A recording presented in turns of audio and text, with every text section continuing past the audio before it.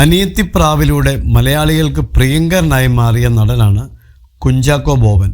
27 വർഷത്തെ സിനിമാ കരിയറിനിടയിൽ 60ഓളം സിനിമകളുടെ ഭാഗമാകാൻ താരത്തിന് സാധിച്ചു. ആദ്യകാലങ്ങളിൽ കുഞ്ചാക്കോ ബോബൻ്റെ സ്ഥിരം നായികയായിരുന്ന ശാലിനിയെക്കുറിച്ച് താരം സംസാരിച്ചു.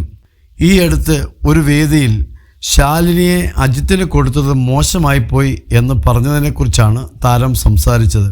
ആ സമയത്ത് തമാശയായിട്ടാണ് അത് പറഞ്ഞതെന്നും ഈ അജിത്ത് അറിഞ്ഞിരുന്നുവെങ്കിൽ AK-47 കൊണ്ടുവന്ന് തന്നെ അരിപ്പിയാക്കിയേനെ എന്നും താരം പറഞ്ഞു. അജിത്തിൻ്റെയും ശാലിനിയുടെയും പ്രണയത്തെക്കുറിച്ച് തനിക്ക് നേരത്തെ അറിയാമായിരുന്നുവെന്നും ഒരുപാട് സഹായങ്ങൾ അവർക്ക് വേണ്ടി ചെയ്തിട്ടുണ്ടെന്നും കുഞ്ചാക്കോ ബോബൻ കൂട്ടിച്ചേർത്തു. പുതിയ ചിത്രമായ ഗർറിൻ്റെ പ്രൊമോഷനുമായി ബന്ധപ്പെട്ട് ജിഞ്ചർ മീഡിയയ്ക്ക് നൽകിയ അഭിമുഖത്തിലാണ് താരം ഇക്കാര്യം പറഞ്ഞത്.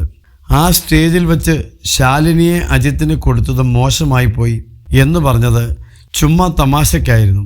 അതിൻ്റെ അപ്പുറത്ത് വേറൊന്നുമില്ല. സീരിയസ് ആയിട്ടാണ് പറഞ്ഞിരുന്നുവെങ്കിൽ അജിത്ത് AK-47 എടുത്തോണ്ട് വന്ന് എന്നെ അരിപ്പിയാക്കിയനെ. ആ ബോധം എനിക്ക് നല്ലോണമുണ്ട്. ശാലിനിയുടെയും അജിത്തിൻ്റെയും പ്രണയത്തെക്കുറിച്ച് അന്നേ എനിക്ക് അറിയാമായിരുന്നു. അവർക്ക് വേണ്ടി ചെറിയ ചില സഹായങ്ങളും ചെയ്തിട്ടുണ്ടായിരുന്നു.